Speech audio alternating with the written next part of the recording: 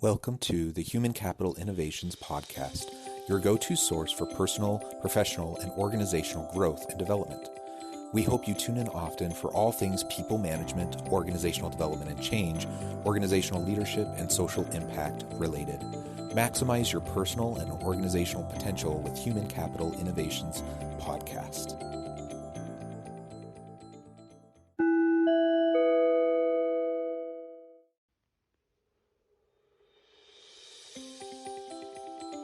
Welcome to the Human Capital Innovations Podcast. In this HCI podcast episode, I talk with Jan Cavell about creating the right culture and building the right senior team to grow your business.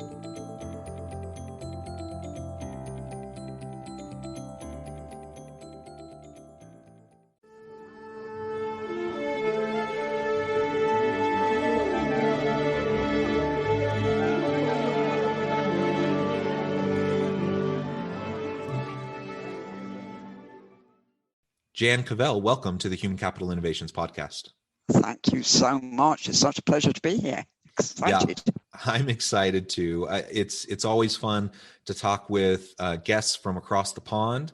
You're joining us from the UK, and feel free to share a little bit more about that when we get to that point. But I do appreciate you taking the time. It's morning here in Utah. It's evening there in the UK. Today we're going to be focusing our conversation on creating the right culture and building the right senior team to grow your business. So really taking a human capital perspective to business scaling and growth. And you have a lot of experience in this area, so I'm excited to have that conversation with you. As we get started, I wanted to share Jan's bio with everybody. Jan Cavell is an entrepreneur from the UK who has a few decades of running micro and small businesses behind her. She's very familiar with all the challenges that go with that, having started one from the kitchen table, and she was a single mother, to go on to build that into a multi-million-dollar turnover business. Jan has put her entrepreneurial experiences together with her passion to write a book aimed at helping entrepreneurs to grow their businesses during the big leap of 1 to 10 million. The book is called Scale for Success, and it now is out in the UK from Bloomsbury with early July publication in the US and Australia. Jan, again, welcome to the podcast. It's a pleasure to have you. Is there anything else you would like to share by way of background or personal context before we launch into the conversation? I think just to say, because I've had the experience of doing what I've done, I know how tough it is for businesses to get all this stuff right. I made lots of mistakes. I got some things right, made lots of errors. And, I've talked to a lot of entrepreneurs, like you do, but I do it for my writing. And, I'm sure you find the same. We learn so much from each other. And, so I've collected a wealth of experience, which I'm very keen to share and hopefully be of service to your listeners. Wonderful. Well, thank you. And I encourage listeners to check out your book. I'm sure you'll talk more about that as we go, but a great opportunity to learn and grow from someone who's seen it play out. And like you said, we all do some things right, and we also make mistakes along the way. That's part of the iterative process of learning and growing. But whenever someone can learn from someone else, so you don't repeat those mistakes, that's probably better whenever possible. So I think that's wonderful. So let's start generally, and then we'll zoom in a little bit to talk about culture and senior teams. Talk a little bit about how teams can go right or go wrong as they start the process of trying to grow their business. I think this is a really interesting one, because when you tend to start up a business, there may be you and a few other people, and you're all on the same page and you're all wildly excited, and this is going to be the best startup ever, and you all buy into the whole thing. But as of course you grow, you get other people who are not so engaged. They may not know you as well. They may not even like you as much. And, it becomes a very different thing. And it's very easy for leaders to add one or two people here, one or two people there, and expect to have this wonderful atmosphere that they did before, with everybody bouncing around going, wow, we're so lucky to be here. And it doesn't work like that. As you grow, you actually have to create a culture. And if you don't know that, it's very, very easy for things to go very wrong. So I think the answer is it's easy to have a good culture when you start up, hard to maintain it, and harder still to win it back if it goes wrong. Yeah, yeah, absolutely. Winning it back when it goes wrong, that is really tough. And if you get a group of people together, a culture will emerge. So the question is, do you want to be intentional about the type of culture that exists within your workplace, or are you just going to let whatever emerge and then try to deal with it? And I think we know. By the way, I'm phrasing that question. Which one's the better, the better Yeah, outcome? I think we do. I think it has to be intentional. But equally, I think it's really important to get a buy-in. You've got to also let people have autonomy. So it's a really tricky balance to manage of not overstepping the mark when it comes to creating a culture and inflicting your culture, but getting their feedback. And for example, I'm a great fan of crowd sharing values, all that sort of stuff. So people are totally engaged and a part of things. But on the other hand, to let things run riot is a very dangerous thing as well. Yeah, absolutely. And I like how you explained, that new startup phase versus once you start to scale and you bring more people on, it does change the dynamic. And it can be a very tricky thing. And especially given that most entrepreneurs and most new startups don't have people on the team that are particularly, steeped in organizational culture and leadership. It's usually, you got a new tech startup, you got some coding wizards and some people that have a really cool idea. They get together as a team, and then they start to put out a product. And then before they know it, they're growing, they're scaling, and they don't know the first thing about people management and organizational leadership or organizational culture. And that's where you have that initial culture of excitement and energy and passion of that core founding team, and it starts to dissipate because you have all these new people coming on, and the founding team doesn't know how to intentionally go about building their culture. And then all of a sudden you find yourself in chaos, like you said, and winning it back is really, really hard. And I've seen many organizations that have tried to go from that, that smaller business stage, the startup stage, or even an established, say, family run business that's just been for generations, it's been small. And then they decide they want to scale, they want to grow. I did work with one organization about a decade ago that for 2 or 3 generations, they've been a small family run business. And then about 2 years prior to me working with them, they decided, they brought in investors, they decided they wanted to grow. And they went from about probably 25 employees to 50 to 100. And they got, over the course of just a couple of years, they got up to about 2,500 employees. Now that kind of a transition that quickly is incredibly challenging. And Wow. lo and behold, they didn't manage it very well. and that's where I came in. They brought me in to try to help with things. Those are the types of situations we see over and over and over again. And they are avoidable if we're intentional about it from the get-go. Yes, I think that's absolutely right. And as you say, unfortunately, there are a lot of unexperienced or inexperienced rather business leaders, as indeed I was when I started off around, particularly through tech now. And yeah, that must be, I mean, the mere size of the scale you were talking about is just mind-boggling how anybody could go, even somebody experienced, I think, would struggle with that one as a founder. That's really, really fast growth. But I mean, there are success stories like it, but it's really tough.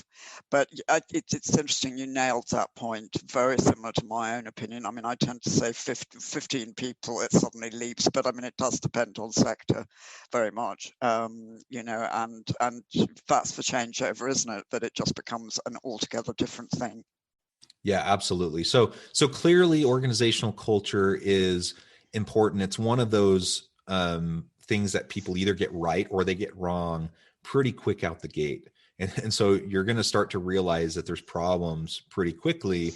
And hopefully, again, we can be intentional, we can be purposeful and deliberate about how we try to shape and mold, the positive, safe culture, the empowering culture that we want within our organizations. We've also talked a little bit about how when you start to bring on new people and you start to scale. Before we get to talking about, just scaling with lots of employees generally, how about that expanding that founding team? So you start off maybe one person, or maybe you have a couple co-founders, but now you need to fill out the executive team. You need to bring in a chief people officer. You need to bring in, someone to focus on various functional areas of the business.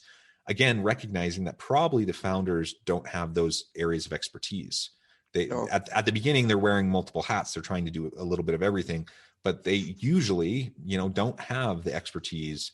Maybe they are a marketer, or maybe they are a salesperson, but they don't have, the operations or the HR or the finance or whatever. So they start to put their team together, and that's a really critical stage because that's laying the foundation for the growth of the business. So what are some things that are important to keep in mind as you're starting to build that core team? I think the first thing is, and whoever you're looking for on that list you gave, and at what level of responsibilities you're going to give it to them, is never, ever panic hire. You've got to think a long way in advance about these senior level vacancies. Who are you going to need? Not who you need now, who are you going to need? And take masses and masses of time, and I don't mean a couple of weeks, months, looking for absolutely the right person. If you have to bring them on board early and pay a couple of months extra, doesn't matter. But the last thing you want to do is find yourself in a position where you need, for example, a head of talent or HR or whatever, and you need them right now because you simply cannot cope anymore. So you're going to take the best of a bad bunch that walks in the door. That's going to be disaster. So that's my biggest warning of all, I think. Yeah, that's a really great tip. And frankly, that's probably an important principle for everyone to remember, whether you're small and scaling or you're in a large established organization. I see organizations making really boneheaded hiring decisions all the time. And in part, it's because there's this hyper competitive labor market. Now, it's a little different this past year due to COVID and high unemployment rates. And, this was a blip, though. The world economies, the UK, US economies are going to come booming back. And prior to the pandemic, unemployment rates were at about an all-time low in the US. I don't know how they were in the UK. And so the fight for talent was real, and it was a difficult thing. You want to get a good person on your team, you're going to have to go out and search and find them and pay them well and give them good benefits and have a great culture and all of those types of elements in order to attract and retain those good people. And that environment, that climate is going to return, in my opinion. And so if that's the case, it makes it even more important that you spend the time, you do your homework, you know what you need, and so you can go out and find that person. You don't rush into a bad hire. Bad hires cost companies so much money, not just in terms of the recruiting and the hiring process and getting people up to speed, but in terms of, downtime, lost productivity, but also in terms of the culture and the fit issues and the morale of your team, right? You bring in a bad person, they can wreak havoc with a culture. And with a highly functioning team, you put in, someone who doesn't fit, and it can completely disrupt what that finely tuned, team was doing. So you got to be very, very thoughtful about that, and don't just settle for, like you said, you put out a posting, you get not as many people as you'd hoped. You're not thrilled about any of them. You hire the best person. That may not be the best option for you. And if you're proactive and strategic and looking long term, you can be prepared for those kind of eventualities. Having talent pipelines internally, for example, and other things in place, so that you're not put between a rock and a hard place, feeling like you just got to get anybody in the position so you can keep treading water, right? Because then that can cause all sorts of problems. Other thoughts then on how we would go about starting to build out that core executive team? Sure. I think also sort of briefly linked in with that previous point, and then I'll happily move on. But I think startups can be lazy about taking up references properly, and that's really important. And I also think that they underestimate the time it takes a senior person to embed into the company, because you're expecting somebody at really senior level to do a bit of you really at that stage when you're growing, and that takes time. They really have to know the company. You can't expect, you can expect somebody, Joe Bloggs or whoever's making the tea or whatever, to come in and do that job from day one. But you cannot possibly expect somebody at really senior level to be able to do their job from day one. So you have to build in that runway as well. I think that's really important as part of it.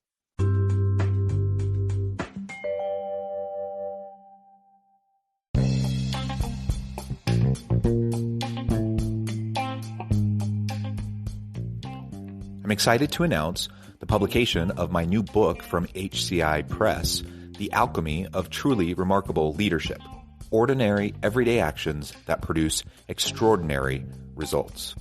Consider how the nature of work has shifted over the past 50 years. With increased globalization, rapid technological advancement, and the shift in economic composition, the average job of today looks very different than the average job of 50 years ago.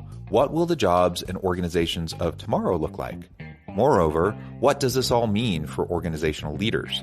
What are the core competencies and capabilities of organizations and their leadership that are prepared for continued disruption and geopolitical and socioeconomic shifts? Regardless of what the future holds, increasingly, leaders need to be socially minded, data-driven, decisive, champions of talent, and disruptors of the traditional notions of leadership, teams, organizations, and work. The Alchemy of Truly Remarkable Leadership will help you to explore your own leadership competencies and capabilities and consider ways to apply and implement them into your workplace and personal life.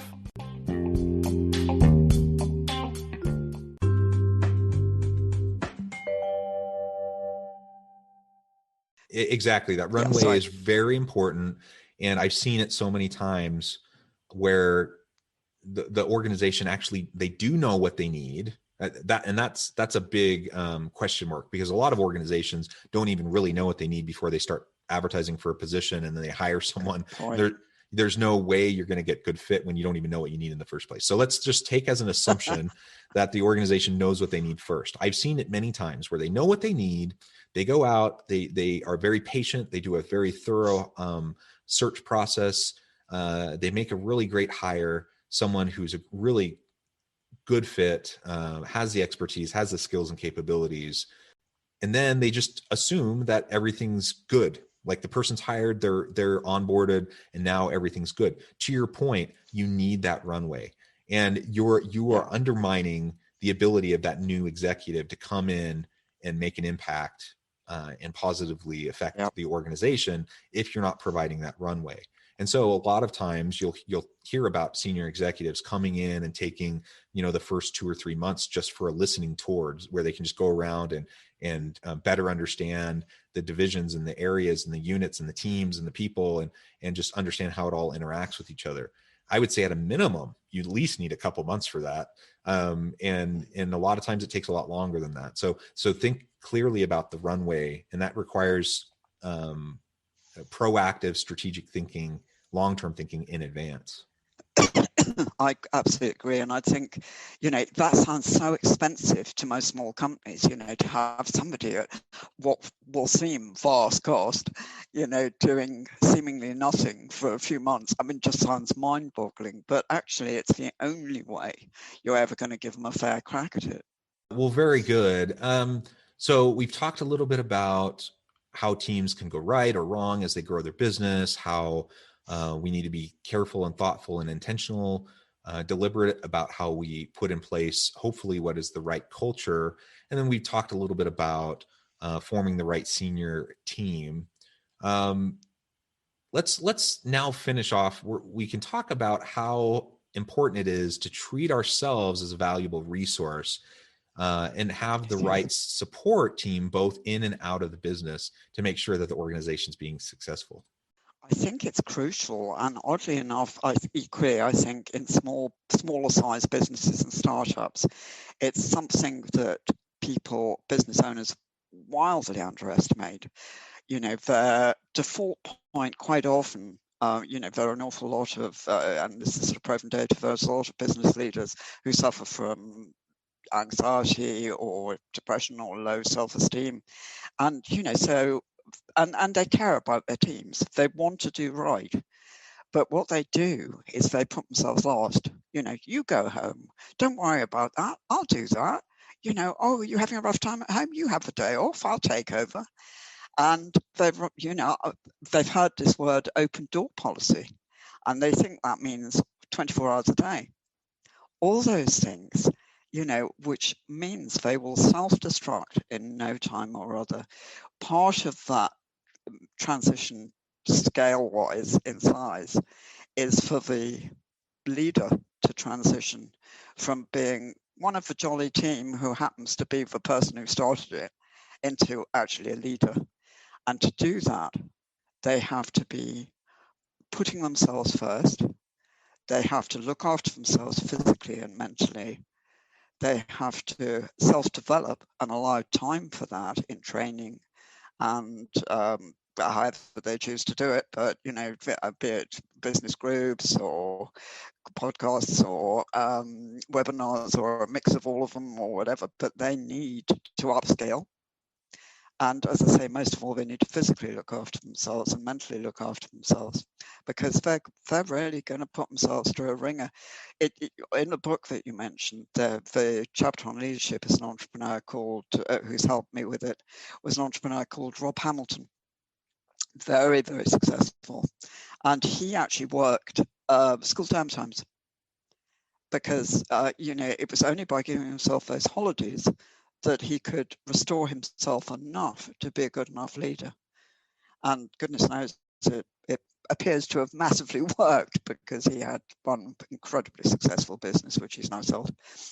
But yeah, it's this strange transition of you are an asset, and it's not an idea that everybody takes to. Yeah, so we do need to invest in ourselves as well as our people, and that can be a difficult thing to learn how to balance. I have to admit, I was actually on another conversation this morning with a colleague, and we were talking about self-care, and we were talking about the tendency that both of us have, this other individual and myself, to think of it, I have a tendency to think of it as being selfish when I am taking time Yes. for my own mental health, my own physical, spiritual health. And it's not selfish. Now, if I only ever focus on myself, then yes, that's selfish. But if I'm putting a lot of time and energy into the business, I'm focusing on my people, I'm trying to empower them, I'm trying to engage them, I'm trying to support them, that's great. If I can't take care of myself, I'm going to burn out. I can't keep that up indefinitely. And there will be a point where you flame out, like you referred to earlier. And so we have to make sure that we recognize ourselves as a whole person. I often talk with leaders about making sure that they have, a framing and a philosophy of treating their people as with dignity and respect, and as complete human beings, where they can bring their whole authentic, genuine self to the workplace. So that's important work to do. Sometimes we have to retrain ourselves to think of our people that way. But you know what? What's even harder is a lot of times helping leaders to recognize that that applies to them as well. So if I'm trying to treat those around me like their whole human self, every component, all these different elements that are important, the social, the spiritual, the physical, the mental, their workplace empowerment and productivity. If I'm trying to focus on all those elements and help them to maximize their personal potential, I can't do that sustainably unless I'm also doing that work with myself. And so it's not selfish. We got to focus on it. And that will allow us to really create a great environment and have a really great team. I think of someone like Steve Jobs, for example. Now, Steve Jobs has a bit of a reputation. People talk about him sometimes being difficult to work with. He's incredibly passionate, an eccentric kind of a guy. But I did an interview with a woman who was his personal assistant back maybe a decade and a half ago, who happened to be a personal assistant of him at the time. And she said that, yes, he was intense. Yes, you always had to be on when you were around him. You had to be focused. He ran a mile a minute. And so you had to keep pace with him. That was hard. That was challenging. But she said he knew how to unplug. And he was very purposeful in his mindfulness practices, in his self-care, his emotional and physical health, and all of these elements. And, when you have an innovative genius like a Steve Jobs, you may just think, oh, that just is natural. It just happens. Well, according to this personal assistant that he had for years, she said, no. He had to learn how to do that for himself to make it more sustainable so he could continue to lead a great organization. And that's Steve Jobs. Most of us aren't brilliant, innovative geniuses like him, so we probably need it even more than he did. We just can't forget the importance of that. That's fascinating. I had heard that somewhere, but I've never heard it sort of confirmed from somebody near him as such. So that's really interesting. And I think you're right. I think it is a matter of self-training to do it. But it's a really hard habit to break, isn't it? That, put myself last, I'm being selfish if I don't. Really tough. Yeah, absolutely. Well, Jan, it has been a real pleasure talking with you. The time has flown by and we're near the end of our time together today. But before we close, I wanted to give you a chance to share with listeners how they can get connected with you, find out more about your work, your business, and a little bit more about where they can find your book. And then give us the last word on the topic for today. Okay, well, about me, you can find my book at Amazon and all good booksellers. But if you also want to go to my website, and because you feel I've given you some value today, you can leap on it now. And there's a free download of a chapter that you can try of the book. And if you enjoy it, then obviously it would be lovely if you bought it thereafter. There are also some articles to read of my opinions and knowledge and interviews with interesting entrepreneurs. So do go to that website. I'm sure it's in the links below, but just to give it to you again, it's jancavell.co.uk.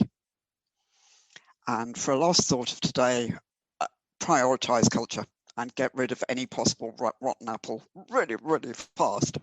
Excellent. Thank you, Jan. It has been a real pleasure. I encourage listeners to reach out, to get connected, find out more what Jan can do for you. Check out her book. And as always, I hope everyone can stay healthy and safe, that you can find meaning and purpose at work each and every day. And I hope you all have a great week.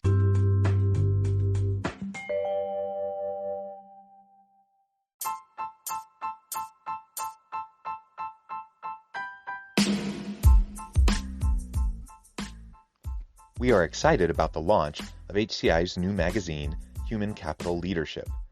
Human Capital Leadership is a free, interactive e-magazine designed to help individuals, leaders, and organizations find innovative approaches to maximize their human capital potential. We will be publishing issues quarterly in August, November, February, and May. Check out the first issue and let us know what you think.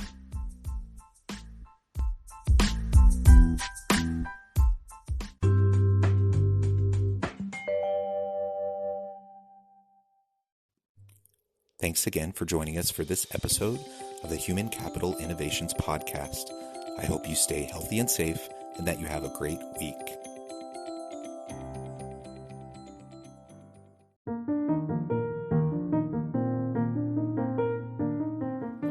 Check out our new weekly LinkedIn newsletter, Alchemizing Human Capital, exploring industry trends via original research and interviews with executives and thought leaders from across the globe.